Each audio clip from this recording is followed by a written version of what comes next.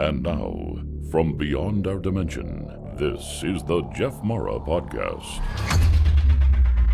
Here's Jeff. My guest is Jonathan Van Valin, who during his near-death experience had two life-altering revelations, which we're going to learn about today. Jonathan, thank you for joining me and welcome. Thank you so much, Jeff. Glad to be here. All right, if you don't mind, let's just start on the day your NDE happened and go from there. All right. On that day found me convalescing from a surgery. I was 29 years old. My folks had, my father in particular, had decided he wanted to watch over this situation personally. So I'd been hauled out to the family farmhouse, actually, out in the middle of the Eastern Washington farmland, 2 hours east of Seattle. And I had been there for probably three days, which would put me a week after the surgery. I'd spent 4 days in the hospital, 3 days under his watchful eye.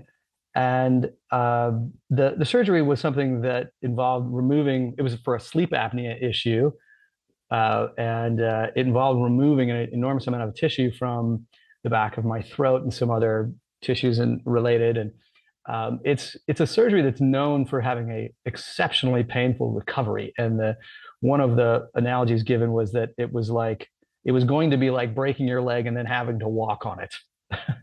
And that was very prescient. It was absolutely mind-bending blackout level pain on a sort of constant basis. The reasons for that being that this is in an area of your body that's very, very nerve rich, and you have to continue to use them to breathe and to swallow and things like that. The NDE was, so this was not some sort of operating table near-death experience. And in that, and as such, it actually lasted considerably longer. This was something that went on for well over 24 hours, almost 36 hours. On that day, I had been, again, doing next to nothing, sort of on heavy-duty pain medication, and kind of had spent 3 days staring into a corner and not doing much. And in a moment of extremely startling clarity, which is a point I'm going to return to, there was simply an inner click within. That's the best way I can describe it. There was this felt sensation and this awareness of this inner click in which it became instantly obvious that simply the animating life force in me had just begun to flow out, that it was ebbing, that it was waning, and that my body was in fact beginning to die. Which was also, and we'll get back to this as well, but was actually medically confirmed the following afternoon. But there were two particularly extraordinary things that happened simultaneously with the awareness of that life force beginning to fade away. The first was the instant recognition that I was not my body. That was not a notion that had ever occurred to me, certainly not the way it did in that moment. And what that conferred was there was all of a sudden, there was this sort of split in awareness. I was aware of my body, but it was clear to me that what was aware of my body, the me part, was not my body. And in that moment, in that time, that was an immediate freedom of stunning proportions, because what it meant was that the pain that was in that body wasn't me either. In fact, nothing associated with that body could impact, impugn, or affect in any way this alive beingness, this consciousness, this observer consciousness, this witness, sometimes people call it.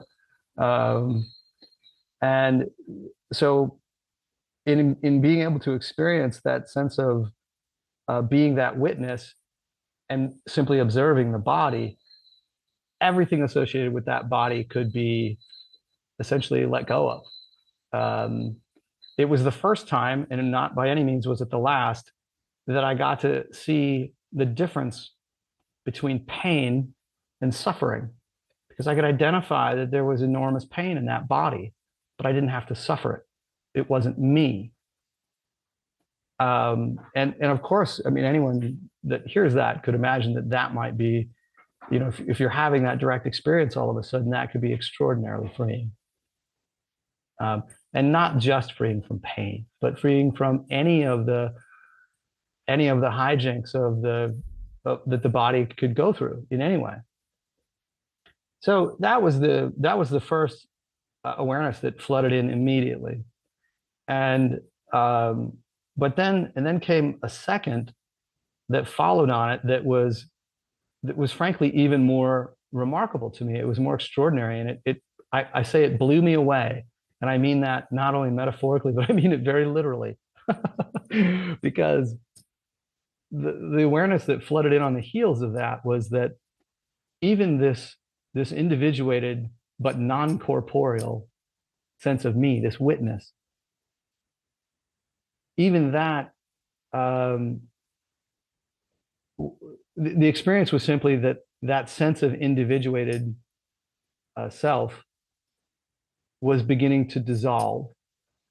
It was beginning to lose its individuality. In fact, it was beginning to melt into this overwhelming vastness that is the sort of thing that can become very, very difficult to put into words. But that individuated sense of self was dissolving into this vastness, this wholeness, it was losing its individuality, yes, but that wasn't experienced as a loss, because it was dissolving into this overwhelming wholeness, this allness, in which there's nothing missing, because it's whole, it's all. And so there was no sense of loss in it. In fact, it's quite the opposite. It reveals itself then to be a freedom even from that sense of individuatedness, even if that individuatedness was not connected to a body. Even though that pain hadn't disappeared, it was rendered irrelevant. And that there was nothing about this experience of the pain in that body, or the fact that that body was dying, that elicited any concern in any way whatsoever. The body was sort of rendered to be this neutral clay that was virtually irrelevant. And when accompanying with this experience of merging into this ineffable wholeness, this allness, this oneness, well, if it's all, then it's missing nothing. And if there's nothing missing, and pain is rendered irrelevant, and there's no sense of lack in that, there's no sense of need in that. And the bottom line is that there couldn't possibly be any kind of fear that arises in it. There's how could there be? And so the only default natural setting then was to be flooded with a sense of just tremendous peace. And there couldn't possibly be anything that seemed wrong about that.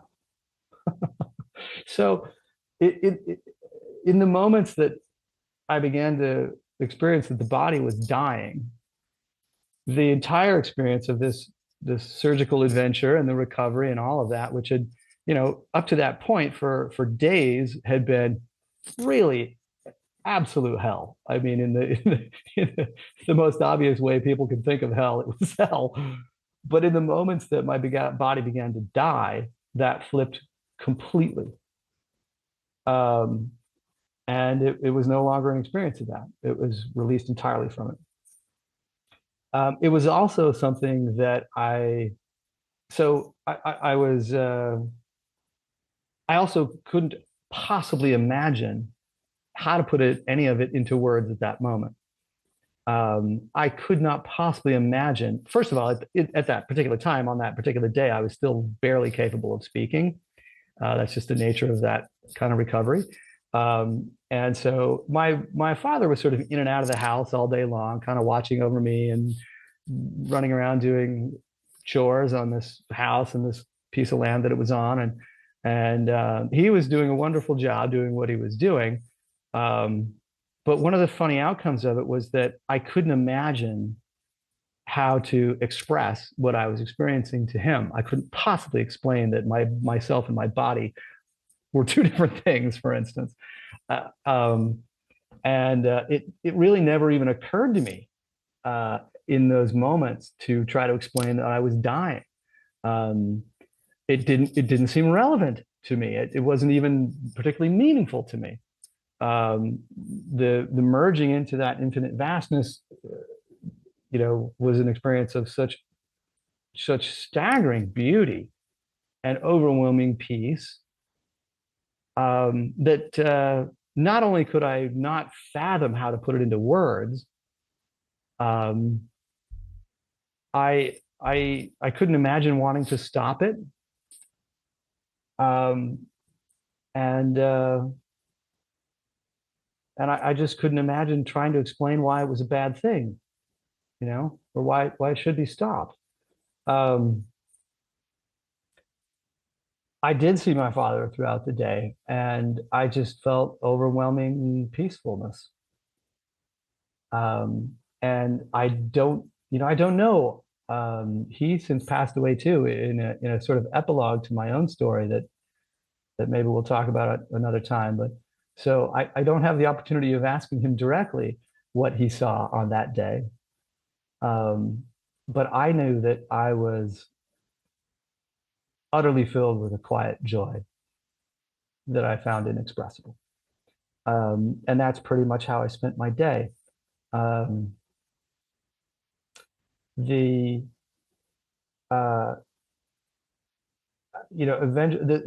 under the circumstances as they were, doing something like having an ordinary night's sleep had been nearly impossible.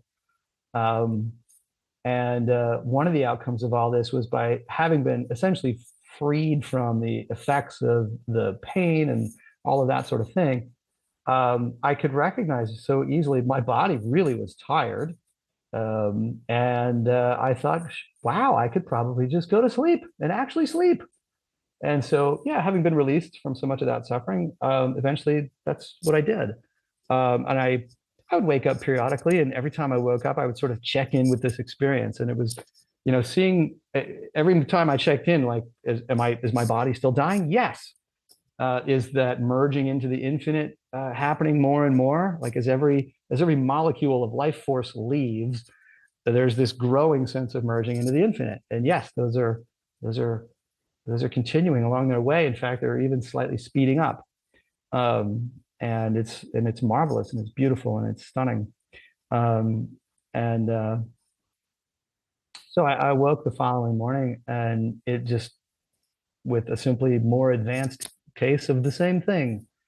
And as I woke that following morning, I also did have I'm not really sure where exactly this took place, but a couple of other things, sort of insights, arrived along the way, which was, one of them was that dying itself is as easy as walking over the front door threshold. I mean, I'd say it's easy as falling off a log, but it's even easier than that.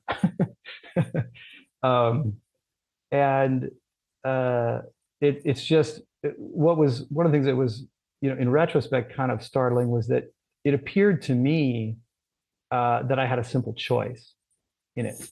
I could choose either way. I could choose to step through that doorway and walk straight over that threshold in a manner that would take no effort in any way on my part, into what would essentially presents itself as the most beatific experience I could possibly have conceived of.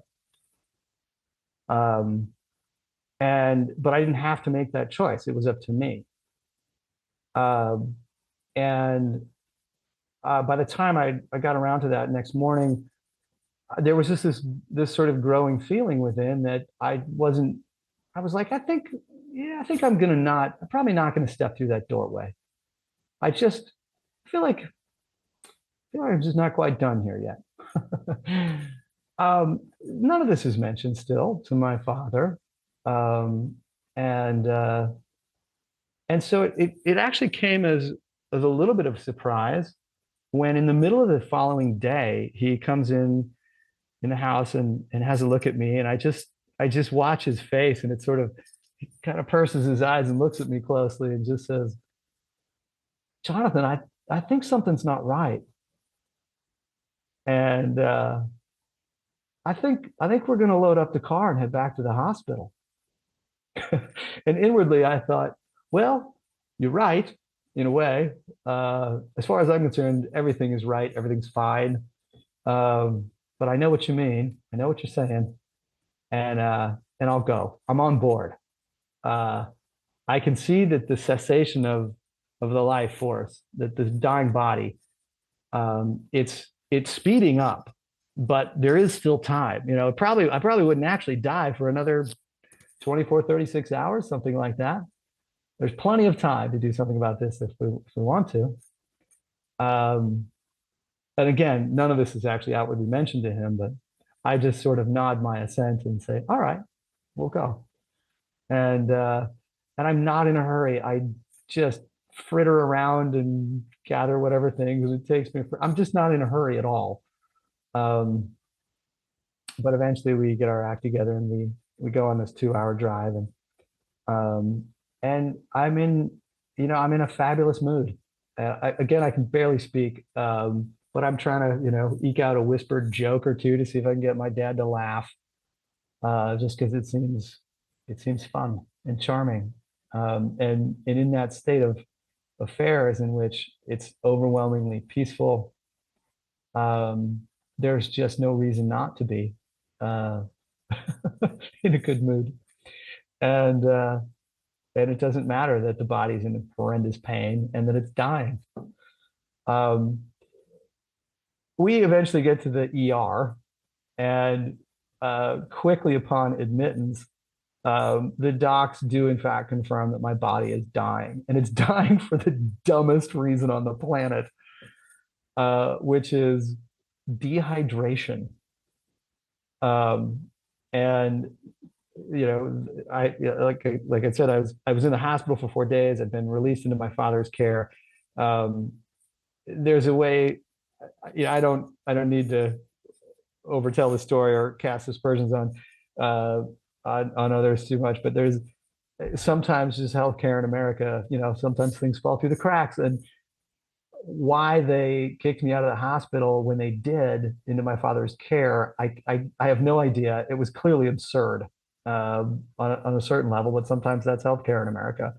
And because I was incapable of essentially eating or drinking, and it's sort of, no one was worried about food because we can all go a surprisingly long time without that. But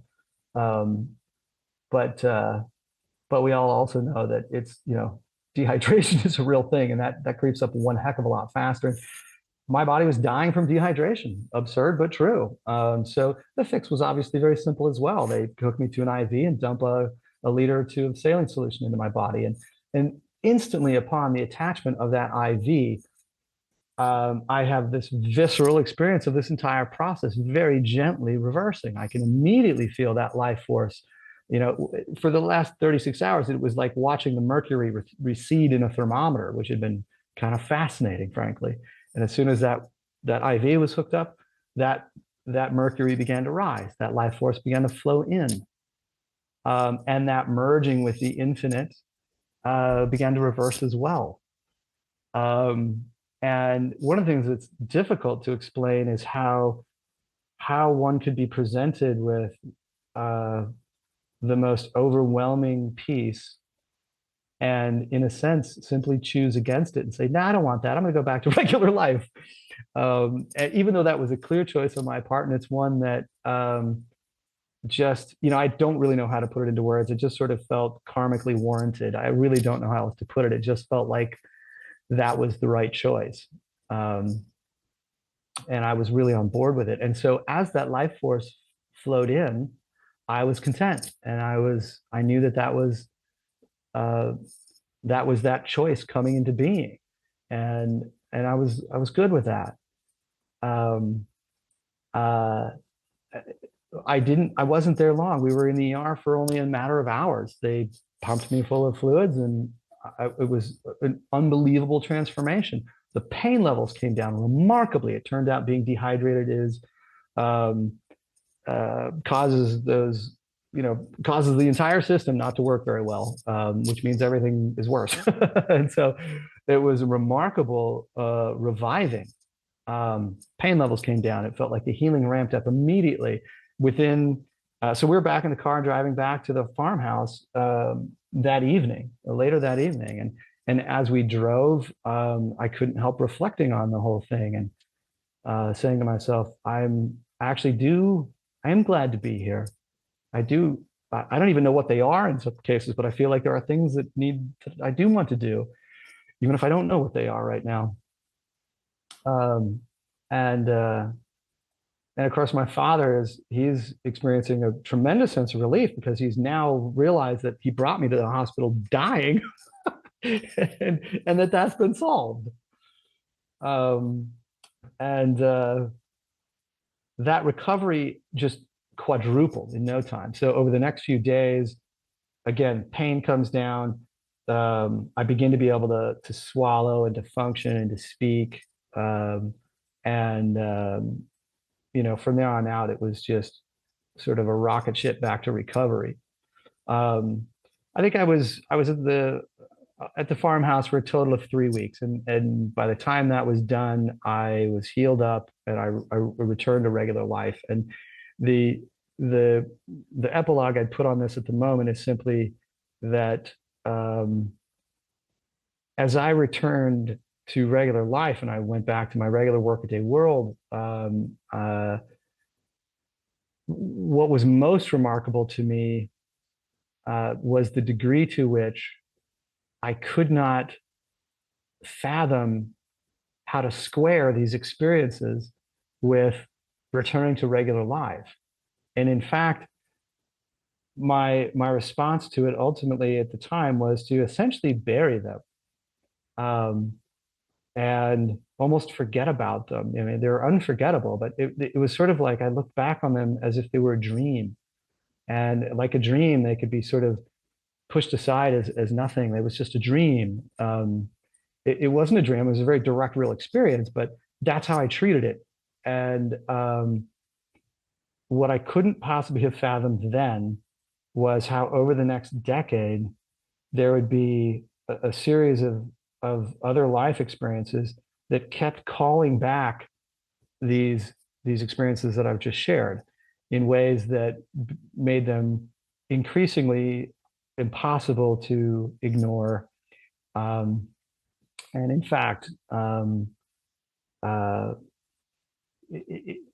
the final analysis, these were sort of these initial experiences ended up being among the early doorways that it turns out I'd gone through that opened up into a world of experiences that eventually over time absolutely and radically changed how I look upon the world and experience it and perceive it. And in ways that are probably a whole nother conversation. And so I guess to tie a bow on that little epilogue, it took many years of marinating and of additional life experience for me to really resonate in the truth of what I'd experienced. But over time, that resonance did occur and did come through, and has been an important part, but in the end, only a part of what's become a range of experiences that have utterly transformed how I see and operate in the world. At any point during that experience, before you went back to the hospital, did your consciousness separate from your body? Well, I mean, that's a very interesting question, because in describing that I could see that I was not my body, you could say that there's a sense of that separation right there. I think that the distinction I would make, Jeff, is that what I was recognizing the body to be in that case was that, or let me rephrase that. The recognition was that the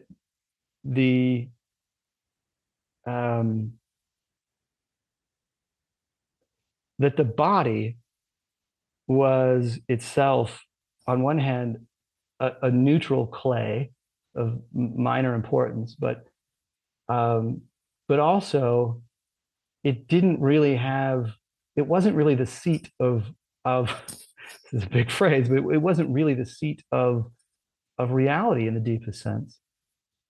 And so it wasn't, and the reason I'm drawing this distinction is that when someone says, well, did you separate from your body? It's sort of like we're equating these things as like the body is a real thing and this non-corporeal experience is a real thing. And they can be experienced as two different, a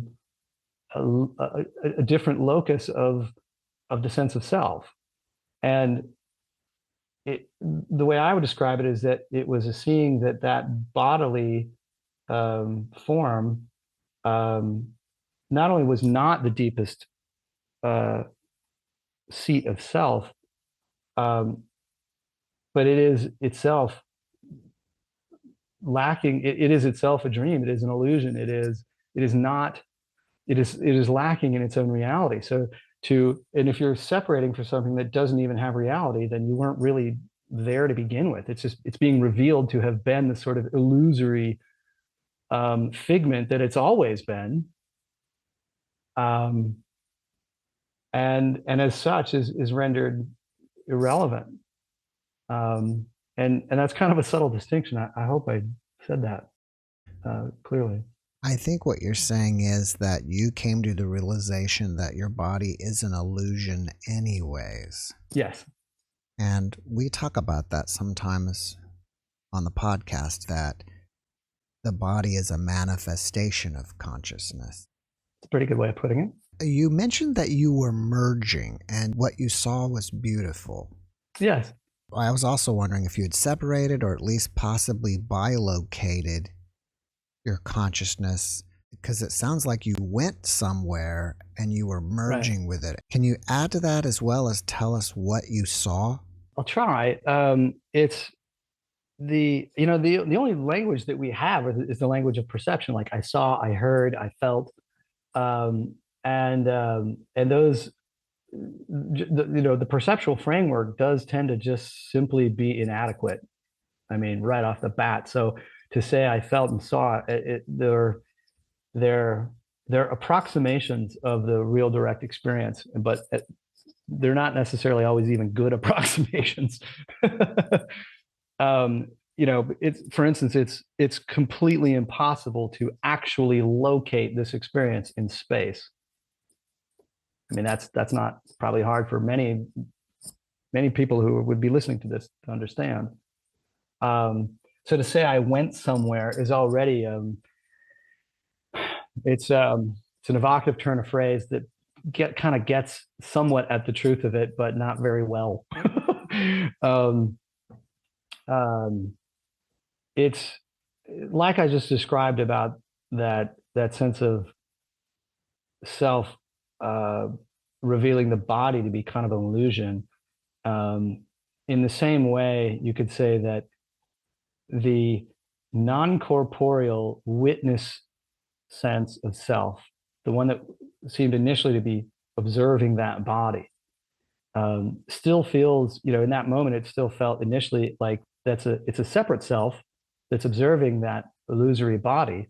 It's just a non-corporeal self. So it's like the boundaries of that self have gotten bigger, but it's still an individuated sense of being. And in that merging was the experience of that individuated but non-corporeal sense of being losing its individuality. So where was it going? Well, how could one possibly say it was a place? Um, Only an individuated self can feel itself in an individual place. And this is why sometimes, our ordinary language simply breaks down. It's a very dualistic framework, and merging into that infinite is, ultimately a non-dual experience. And so to locate it in space is impossible. What's beautiful, though, and what remains accessible, and I believe this remains accessible to absolutely every one of us, is that even though it's difficult for language and our minds to wrap themselves around these things in a linear and logical fashion, it's essentially impossible, I think. But that doesn't change the fact that these things can be directly experienced. And one of the things that appeared to be so at that time was that eventually this is an experience that is going to find every seemingly separated being. It was sort of the sense that, like, nobody can avoid the truth forever. Nobody. Everyone's going to come around to something like this eventually. And they too will end up with some kind of experience that shows them that they were not the body, that they were actually something entirely beyond that limitation. And not only are they beyond that bodily limitation, but even the individuated sense of being, that is also a limitation that will eventually dissolve as well. And if that individuated separateness dissolves, then what could it dissolve into other than that which is overwhelmingly all? It begins to be so difficult to wrap words around it, which is why I think sometimes we default to the best we have, which is like oneness and beingness. And sometimes, like, do we have a better word in our language than God for something that is overwhelmingly all and all encompassing and grounded in a way that is utterly without fear, and therefore defaults naturally to something that's loving? I can't, I mean, I don't know where our language can take us other than to poetry and to words like the divine. And I still haven't answered your question, and I do understand that. What did I see? It was not so much a seeing perception, it was an overwhelming awareness, an overwhelming knowingness. And in that overwhelming awareness and that overwhelming knowingness, it was possible for me to sort of project absolutely any form of what I like visually. I could project in any form that I could imagine what was loving and was whole. And for me, like I imagine could be for a lot of people, one of the forms that took was an awareness of all the people that I've ever loved or that have ever loved me. But it's also easy for me to recognize that was a perceptual projection on my part that was symbolic of this overwhelming love and overwhelming wholeness that actually encompasses everything. It's just that was one way that I could understand it. But it was a metaphoric projection on my part that was symbolic of this overwhelming wholeness that encompasses all. So that's a very,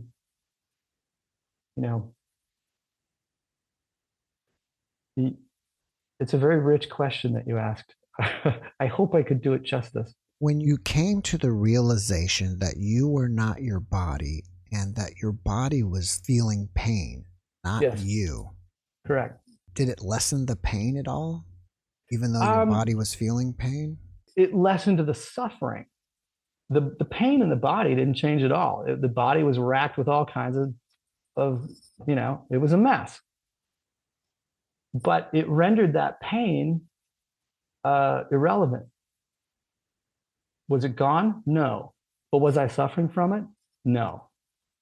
It was sort of like, um, it no longer had meaningful effect. I could see it. I could identify. I wasn't ignoring it. It was a full acknowledgement of its of reality.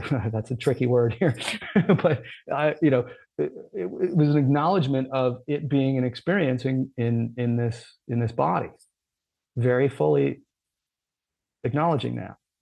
But it was equally acknowledging that body was not me and did not have real effect on the beingness that was the core of my own being.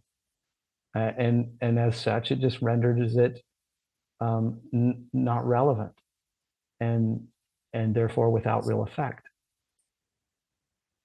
I hope that makes sense. It is a bit of a subtle distinction. Before this surgery happened, were you a spiritual person at all? I was not.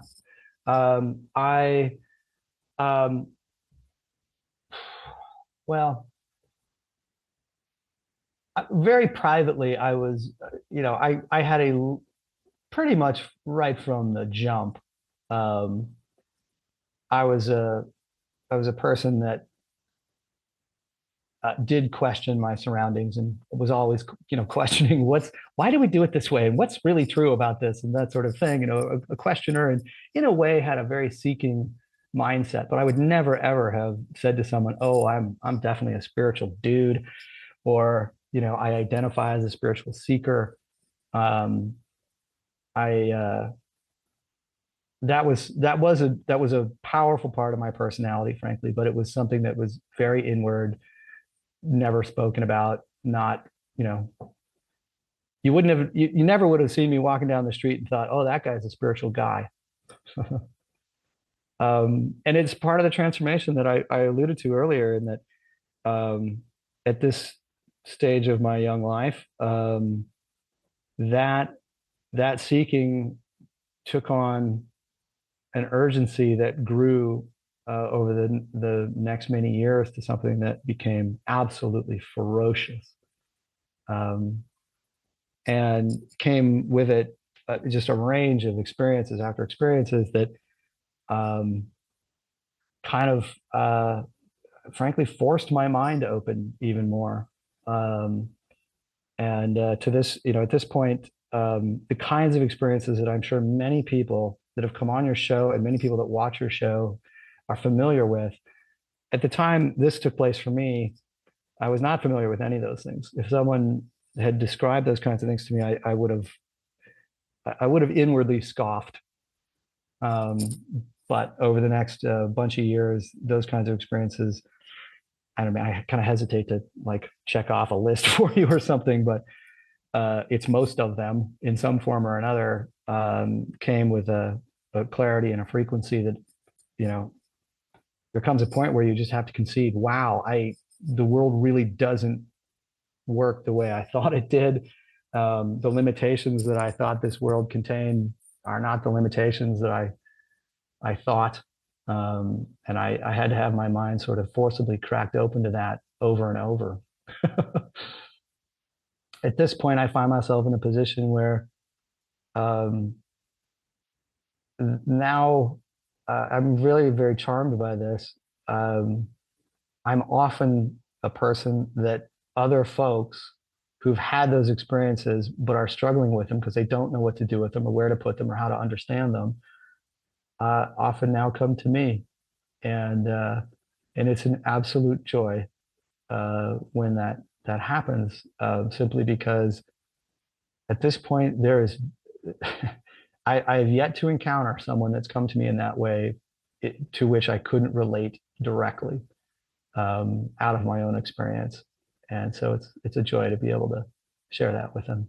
Did you develop or recognize that you had new abilities after your experience that you didn't have prior? Well, in the case of the NDE, no. It was a lot of years and a lot of other experiences had to come down the pike first. And then about 11 or 12 years. I mean, 11 or 12 years had passed, and I went through another series of uh, of remarkable, to me, remarkable experiences that actually sort of almost transcend and um,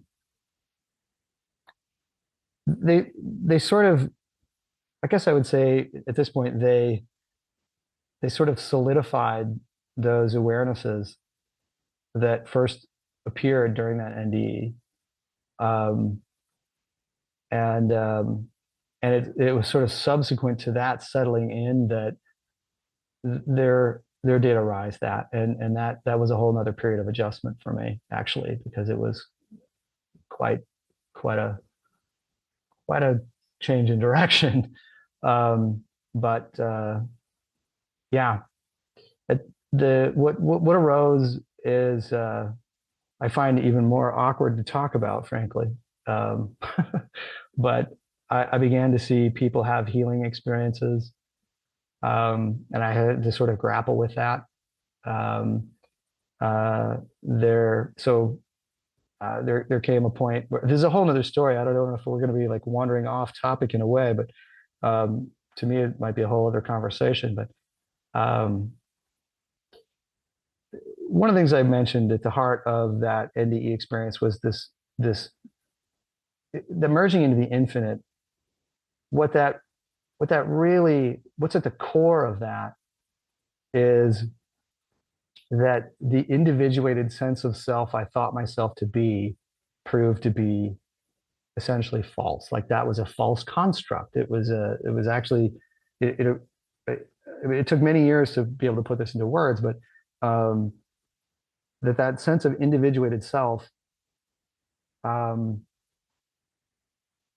was sort of a constructed amalgam of thought forms.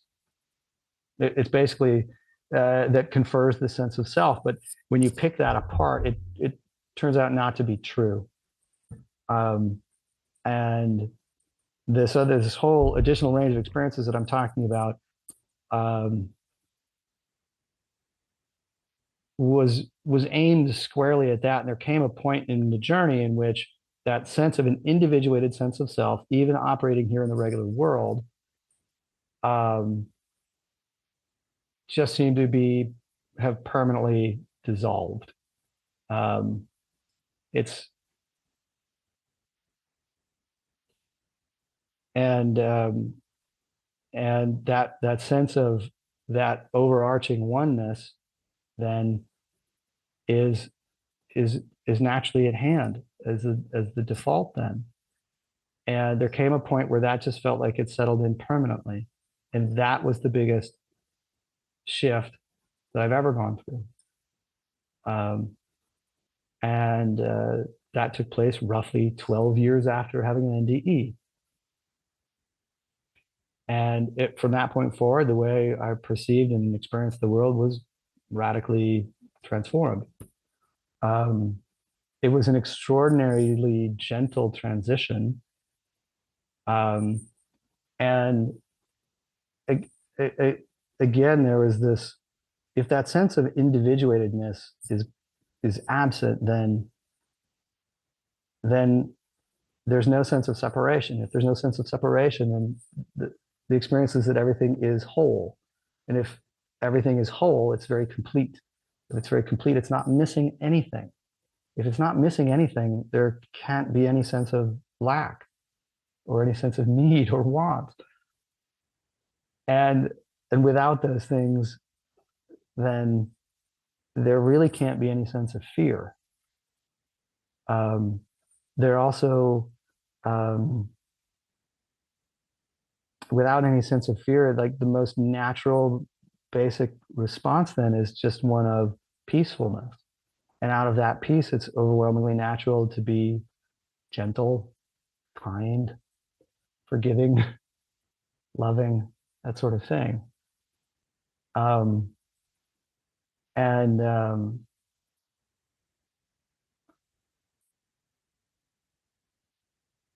It could also make it seem as though nothing needs to be done. everything's fine, that sort of thing. And this was this was a wild transformation for me. At the time, I was running a small company with a business partner. And on the days when I would get up and feel overwhelmed by peace, I might very literally think, this is sort of before this clicked in a sort of seemingly permanent way. It was a series of years where it would sort of wave in and out, which was very jarring to me, and I'd wake up some mornings and I'd feel this overwhelming peace. And I'd sit in the chair in the window in my home and I'd think, I just can't think of any reason to go to the office today at all. And at some point then I might think, well, my business partner's there. I'll go. Otherwise he'll get worried. And sometimes the pendulum would swing the other way and I would be in a like a state of panic. Like, what am I doing? Am I going nuts? This is insane. Of course I'm going to the office. I have a mortgage. This is nuts. And it would swing the other way into this fear about what on earth is this happening. And it felt like a breakdown. It was a breakdown in many respects. And it got to the point where I just felt like I could barely even function. And eventually it got to the point where I did something that you sort of read about in, spiritual texts and things like that. And I ditched everything, Jeff. I walked away from life entirely. I sold the business. I sold my car. I said goodbye to the lovely girlfriend. I gave the keys to my home to someone I barely knew. And I disappeared. And I just left and disappeared on a sort of self-directed silent retreat for months. And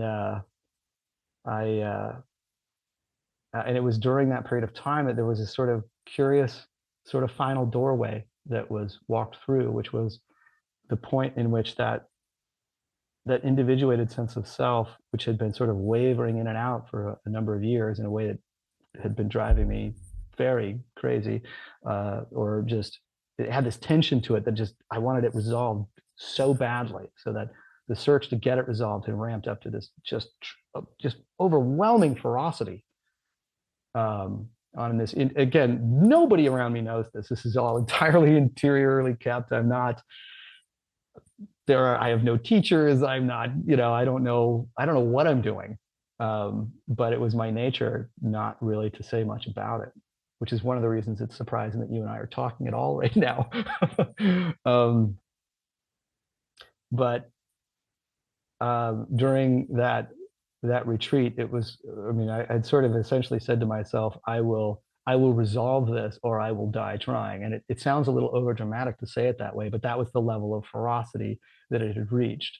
And I was willing to put living under a freeway overpass on the line to resolve it.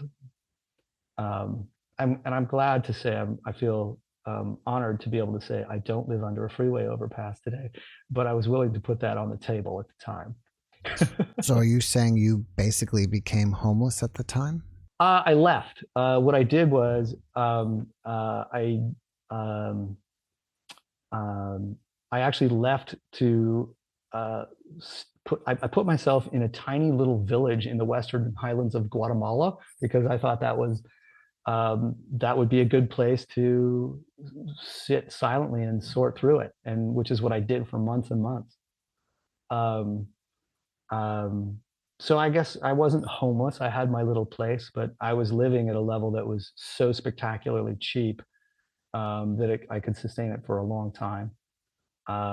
I eventually came home from that, but before I did, there had been this sort of final doorway in which that sense of that lack of individuated sense of self did settle in a way that was absolutely just unquestionably permanent, and that altered the way I walked around in the world to such a degree that I spent the next bunch of years sort of getting used to it, actually. In fact, eventually I came back to Seattle, and I was nearly, it's just such a wild thing to say, but I came back to Seattle and almost didn't talk at all for over a year, which is a strange way to be an adult. But in the same way that the the the ineffable allness of that merging into the infinite from years before during an NDE, I experienced overwhelmingly as something that the only vessel that could hold the awesomeness of that was silence at the time. Like no words could encapsulate it. I certainly couldn't figure out how to put it into words or to explain it. And in fact, to try to put it into words just felt like it just couldn't possibly do it justice. So silence felt like the best vessel for holding it. And as I returned from this period of retreat, that's the state of mind I was in. I kind of felt like I lost the ability to even have a sort of casual conversation. There was no draw to it. There was no importance to it. I couldn't. And so I was just silent. Nearly. I mean, it is, if you're going to be a functioning human at all, might as well say thank you when you're at the grocery store. Or, there was a few other related things, but it was an extremely quiet year. That's all I really mean to say. And in fact, I really wasn't functioning under the normal, in the normal ways that I had used to be functioning. And I eventually just dropped it all, and I actually just grabbed my backpack and wandered the globe for months, almost 2 years actually. So do you think during all of this, Yeah, and what I mean is that the years that passed, as well as going to Guatemala and wandering the globe, you're still processing this initial NDE? I think that initial NDE opened the doorway, or it was one of the openings of the doorway. I mean, I can identify others as well, that opened the doorway. And by doorway, I could be more specific and say opened my mind, and I mean that with a capital M, to these experiences that were to come subsequently that sort of brought all of this into focus. It was that NDE was a powerful opening. It's sort of like there were ways in which it showed me where I was going. I didn't know that. I couldn't have grasped that. I mean, if you said at that time, this is where you're going to go, this is what you're going to experience, this is what you're going to do, I would have been, I just would have been baffled. But it was without question a very meaningful signpost at the time, indicating some things that were to come that I had no knowledge of it yet.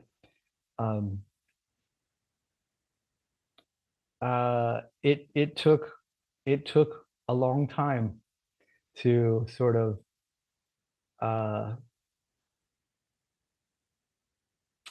to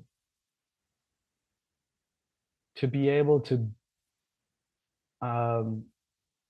be here in what might otherwise look like a pretty ordinary life these days in many respects, but to be living that ordinary life in a way that really does encapsulate and embrace and embody the things that I'm talking about. One of the things that is extraordinary about that allness is that it contains everything. And so it allows for what is the most divine and the most extraordinary and the most miraculous, but it also allows for putting your pants on one leg at a time and having a cup of tea and mowing the lawn. And,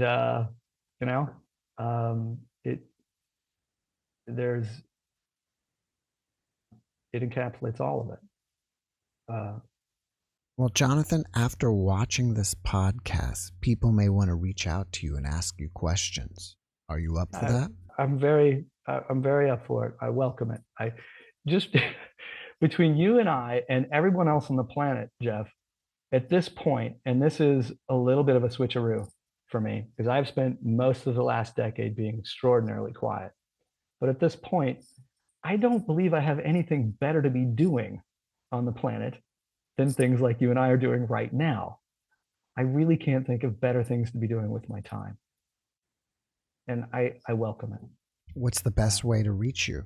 The best way to reach me is via this little website called assistthespirit.com. And it's a website that was actually created by a dear friend of mine on my behalf. And it's a place that people can reach out to me and write me a note, and I will write back. There's a handful of articles I've written, including the article about the NDE. It's actually the longest one.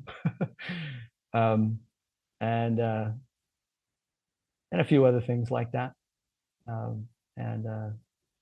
I'm really happy to engage wherever it's possible to be helpful, frankly. Well, before we finish up, can you leave us with one last positive message? There is absolutely nothing that I've spoken of today that is not within you. And that is good news. And I hope it comes as such. It's going to be an interesting journey. And because of all of this, the number one blessing I have for anyone, anytime is, may the peace that passes all understanding find you. It will. Jonathan, thank you for that message, and thank you again for being my guest. It's been a great pleasure, Jeff. Thanks for having me. I appreciate it. Thanks for watching the JeffMara podcast. I really appreciate you. Another way to show support is through YouTube memberships. And if you do, there are loyalty badges and other perks depending on your level of membership. All you need to do is click the join button underneath the video to find out more. Thank you for your support.